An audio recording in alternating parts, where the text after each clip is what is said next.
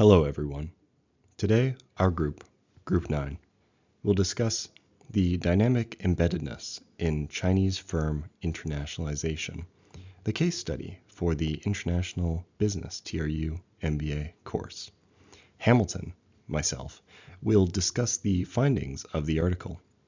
Parth and Mahtemework will be conveying the framework's utilization possibilities to Bombardier's CEO, Eric Martel. In today's interconnected world, understanding the dynamics of the Chinese market is crucial for any business aiming for global reach.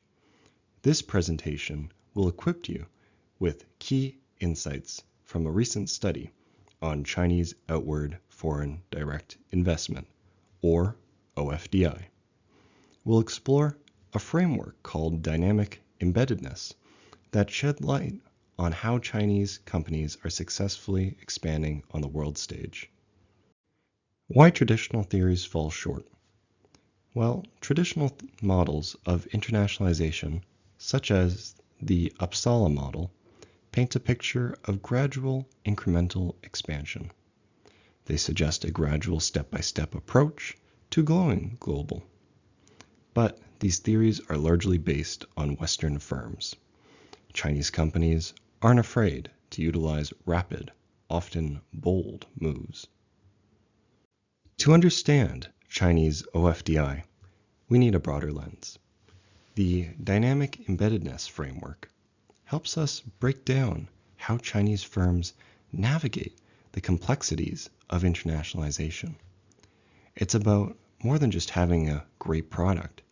It's about understanding the interconnectedness of factors at 4 levels: the country, the industry, the firm itself, and the interaction dimension.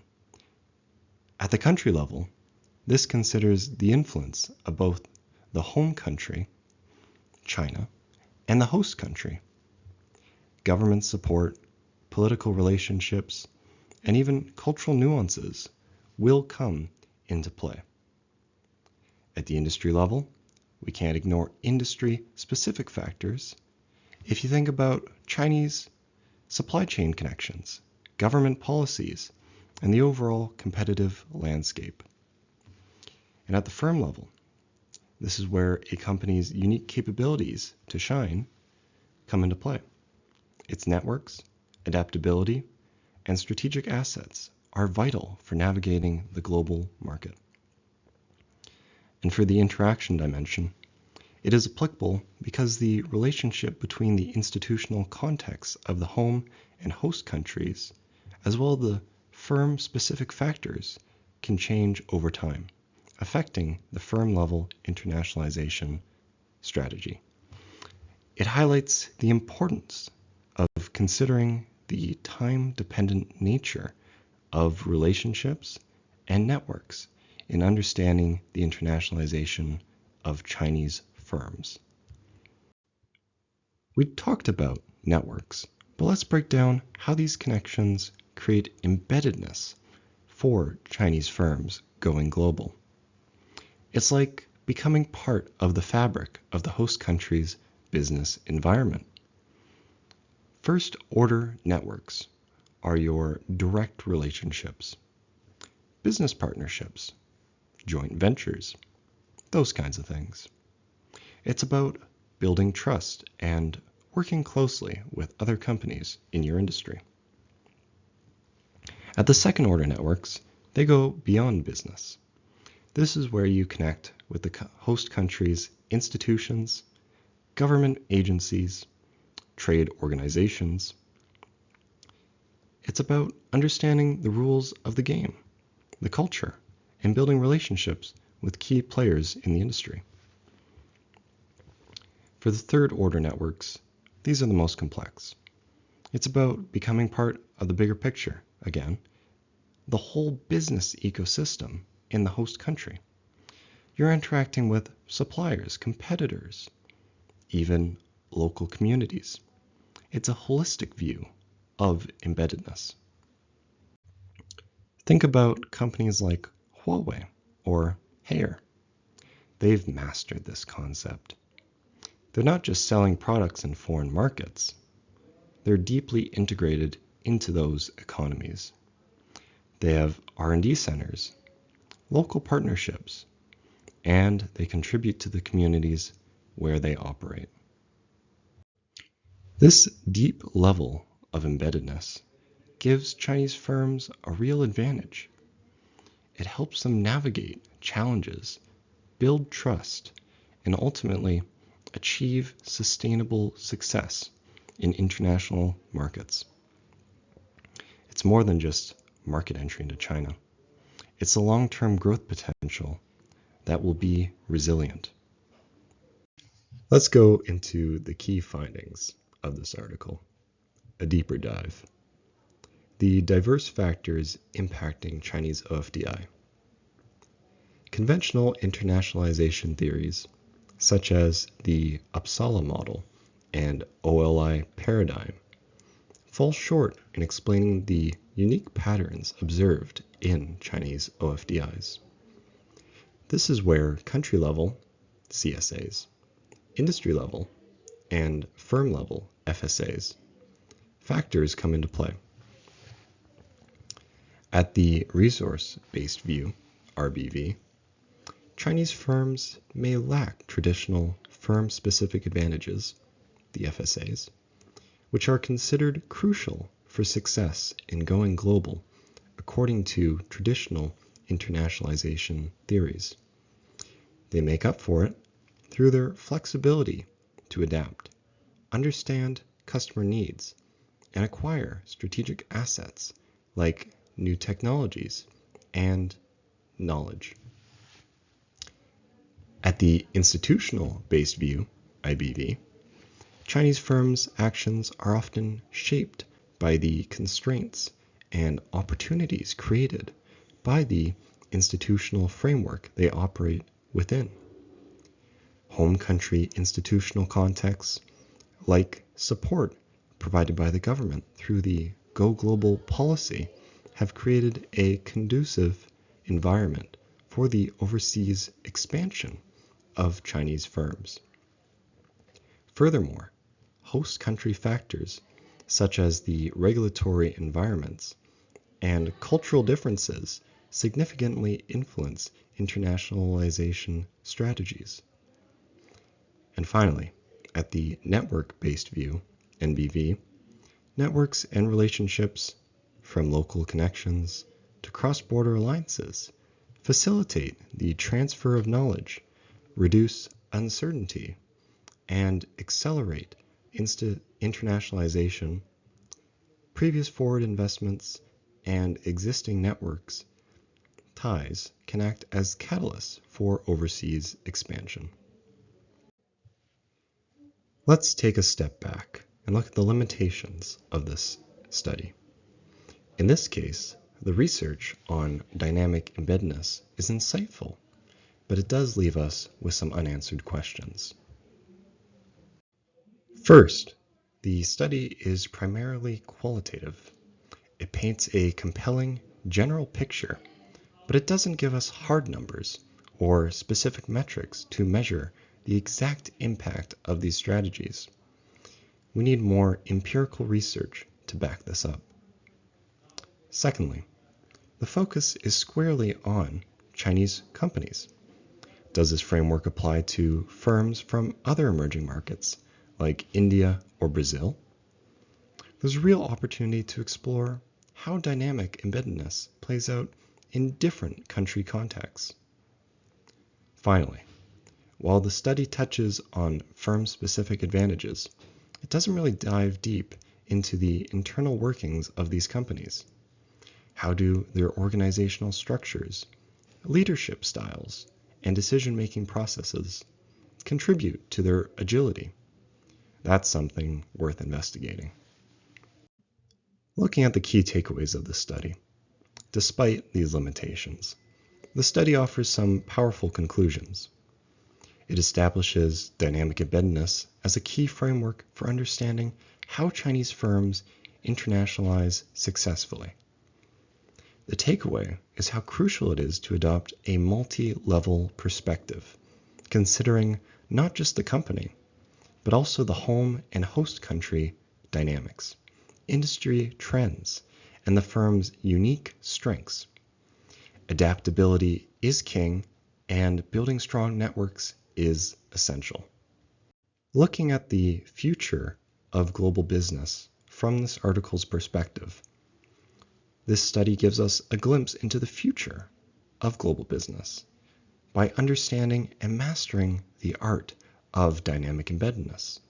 Companies can position themselves for success in an increasingly interconnected and complex world. It's a call to action for us, future business managers. Thank you, Hamilton. Now we will explore how Bombardier, a major Canadian aerospace and transportation company, can use the dynamic embeddedness framework to successfully expand into Chinese market. We will look at how this framework can help Bombardier successfully navigate the complex dynamics involved in internationalization, particularly at the country, industry, and firm levels. Firstly, let's just discuss about the company profile. Bombardier is a designer, manufacturer, and marketer of business and commercial aircraft. The company was founded by Joseph Bombardier in 1942, and its headquarters are located in Montreal, Canada. Bombardier is globally recognized in aircraft manufacturing as well as rail technology. However, despite its extensive global reach, Bombardier's presence in China is relatively limited. This limited presence presents both challenges and opportunities, making China a market of interest for Bombardier's long-term growth strategy. Let's discuss country-level dynamics.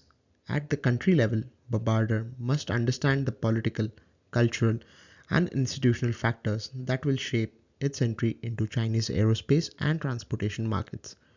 Let's just further break it down. Political factors. Mr. Martel and his leadership team should be asking themselves, how do Canadian political relations influence our strategy for entering the market?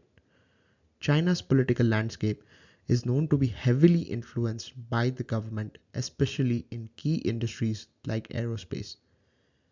We have seen how political shifts between China and other Western countries can directly impact business operations, whether it's changes in tariffs, new trade agreements, or even regulatory roadblocks.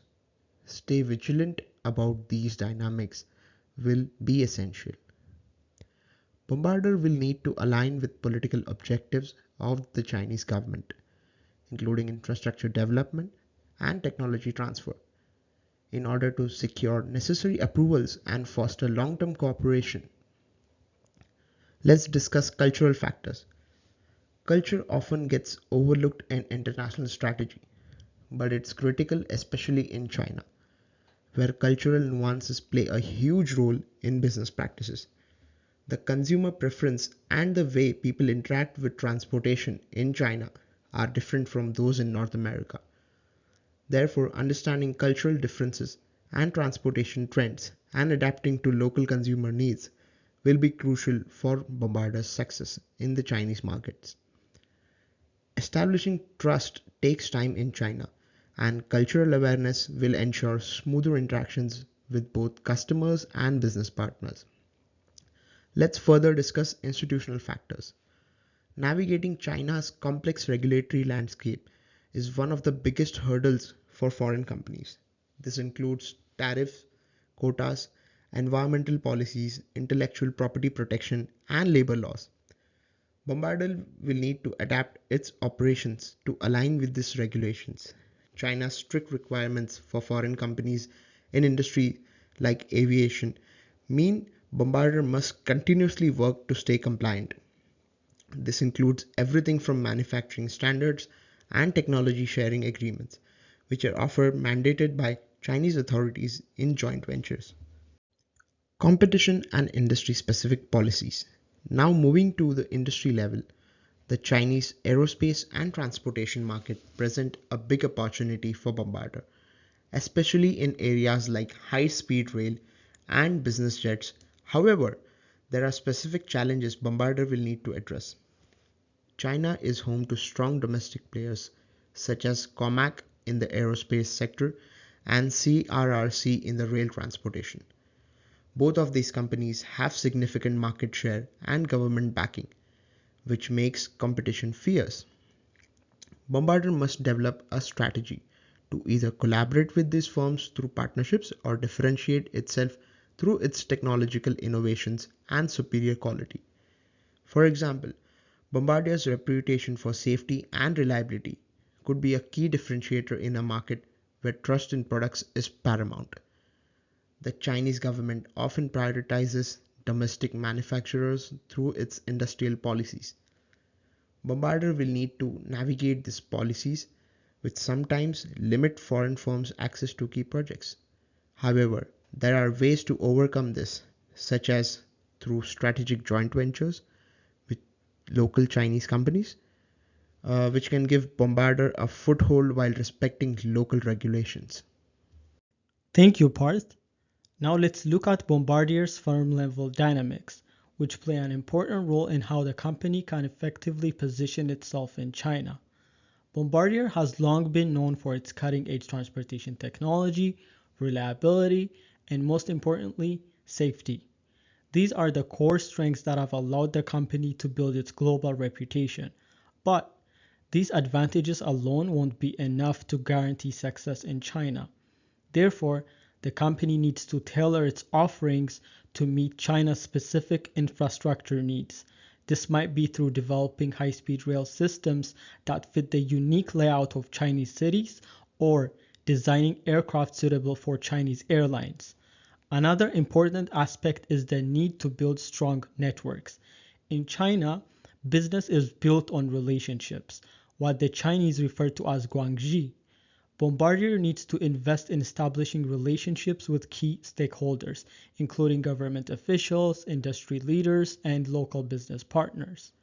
These relationships will not only help Bombardier navigate the complex regulatory environments, but also contribute to the long-term sustainability in China. Because at the end of the day, it's not just about entering the market, it's about staying in it in the long run. Mr. Eric Martel, based on those insights, we've developed some key recommendations for you to help ensure your company's success in China. First and foremost, to succeed in China's competitive market, you should not view internationalization as a purely firm-level strategy. It's important to consider the broader country level and industry level factors as well. For instance, the regulatory environment and the competition in China will significantly influence Bombardier's operation. Being aware of these broad external forces will allow you to develop more resilient strategies, which will dictate your company's success. Next, China's business environment is constantly changing, whether it's government policies, new competitors entering the market, or shifts in consumer preferences. You must remain flexible and be prepared to adopt Bombardier strategies to keep pace with these changes. Being proactive rather than reactive will be key to ensuring Bombardier is responsive in the face of new developments. Another crucial element for your company's success will be investing your time and resources in building strong relationships with key stakeholders in China. Forming strategic alliances with local companies, government bodies, and industry leaders will give you valuable insights and help you navigate the complex regulatory environment. This will not only make your market entry smoother, but also help secure Bombardier's long-term success in China. As a Canadian company, Bombardier brings with it reputation for high quality, innovative technology, sustainability, and ethical business practices. Leveraging these strengths will help you build trust and credibility with your stakeholders in China. Finally, expanding into a market as complex as China requires patience and resilience. Internationalization takes time, and you should avoid expecting rapid returns. By remaining resilient as your company establishes its presence, you will set the company up for sustained success in the market. To conclude, Bombardier's success in China depends on addressing several external and internal factors. This is where the role of dynamic embeddedness framework comes into play, guiding Bombardier as it navigates through the regulatory hurdles, technological challenges, and market conditions. By addressing the dynamics at a country, industry, and firm level, Bombardier can not only facilitate a smoother market entry, but also position itself for long-term success in China's highly competitive aerospace and transportation sectors. Moving forward, it will be crucial for Bombardier to remain adaptable, build stronger local networks, and leverage its Canadian advantages to thrive in this dynamic market. By focusing on these strategies, Bombardier can create a solid foundation for sustainable growth in China. Now is the time to take these insights and strategies and implement them to secure Bombardier's place in this vital market. Thank you so much for your time and attention. I hope you find the insights we've shared today to be valuable for your business expansion.